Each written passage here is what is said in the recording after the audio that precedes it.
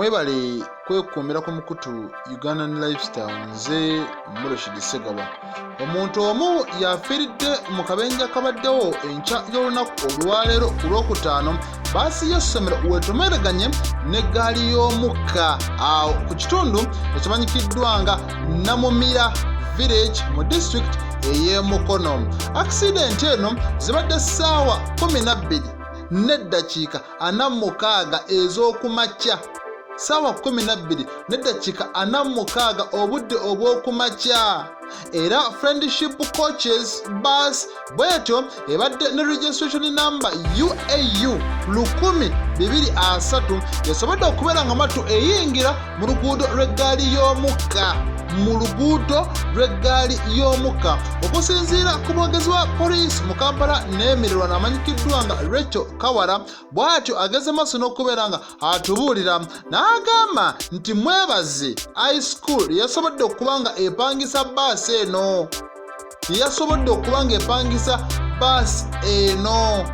era nga baneeno basangibwayo e Bakka mu Kakiri mu district ey'e Wakiso.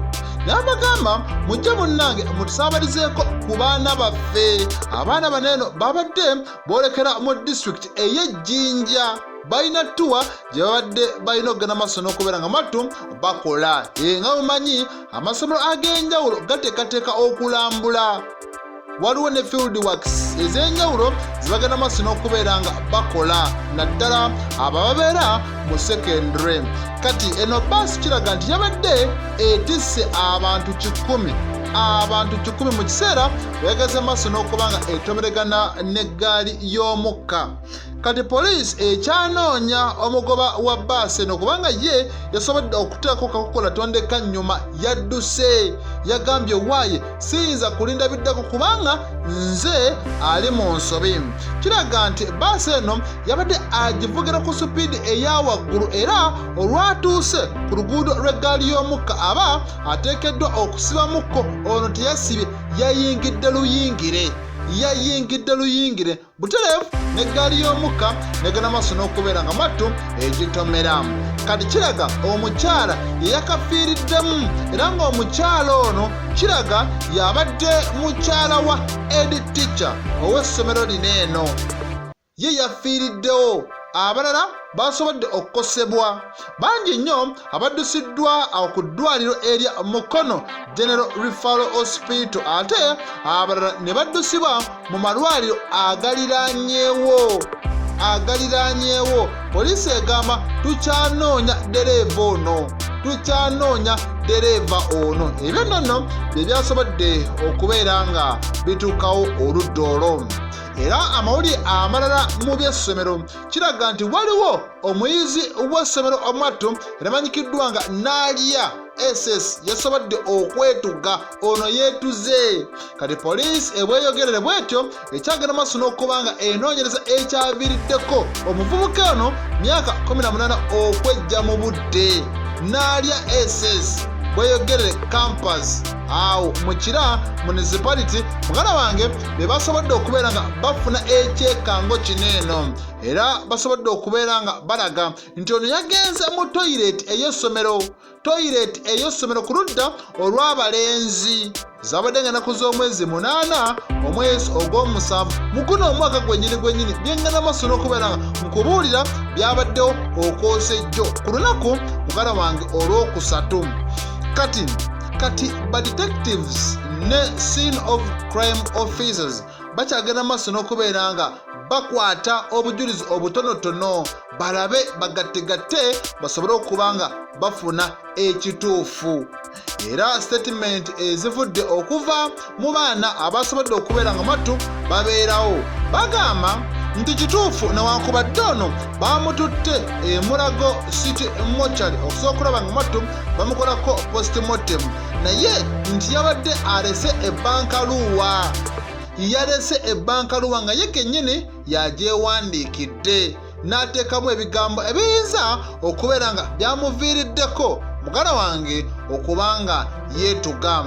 Era baneeno basobodde okubeera nga batubuulira ne balaga nti ono yabadde yakadda okuva ewaka ate mupya ku ssomero lino eno Dr. John Bossa oyo nno ye spokesperson ow'essomero bw'atyo yasobodde okubeera ng'agamba nti omugenzi embeera ze obaolyawo zibadde tezitegeerekeka ng'alina ebizibuzibu bazadde be naye kirabika babaddemu n'embeera etali nnungi era bwe batyo ne bagamba ono Newcomer bw'atyo abadde amatu yegatta ku ssomero lino eno emyezi 3 egiyise mu mwezi ogwokuna lwe yeegatta ku lino essomero era baamukkiriza okudda ewaka ng'ennaku z'omwezi 24 omwezi ogw'omukaaga ate n'akomawo ng'ennaku z'omwezi 3 kati otuukidde olunaku olwaleero ono yesse ono yeetuze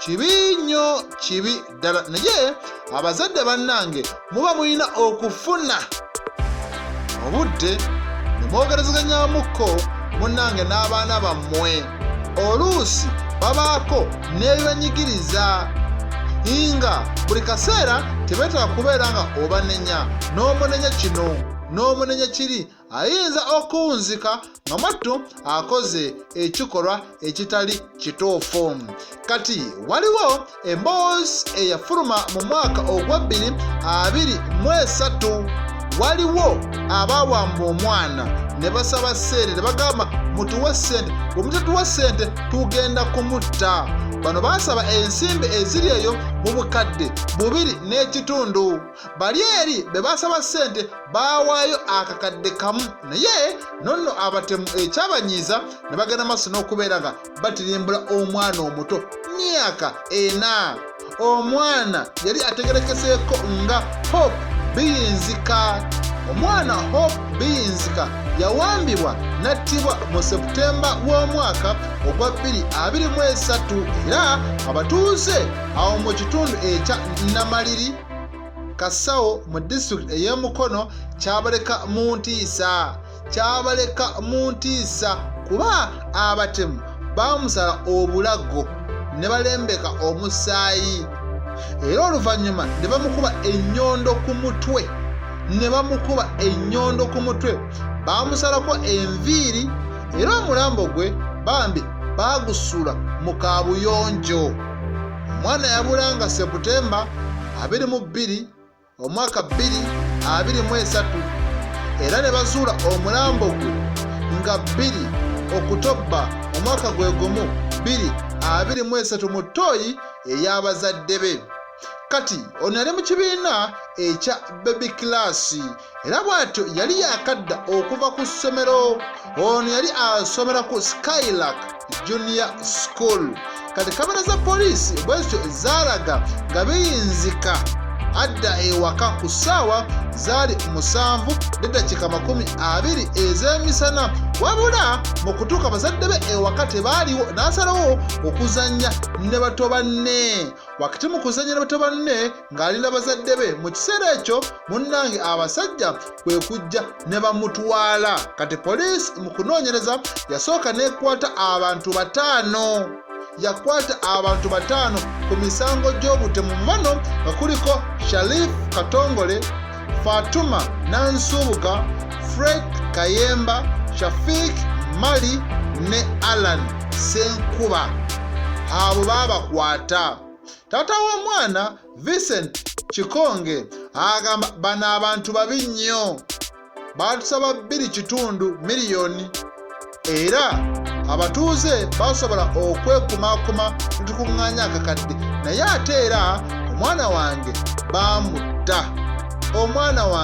baamutta kati mu maaso g'omulamuzi wa kkooti enkulu Mukono amanyikiddwa nga Stephen Mubiru nno bw'atyo ageze maaso n'okubeera nga agamba nti okuwulira omusango kutandise era alipoota y'eddwaliro erya Dana Medical Center e Nakifuba ziraga nti abakwate bategeera bulungi tekuliko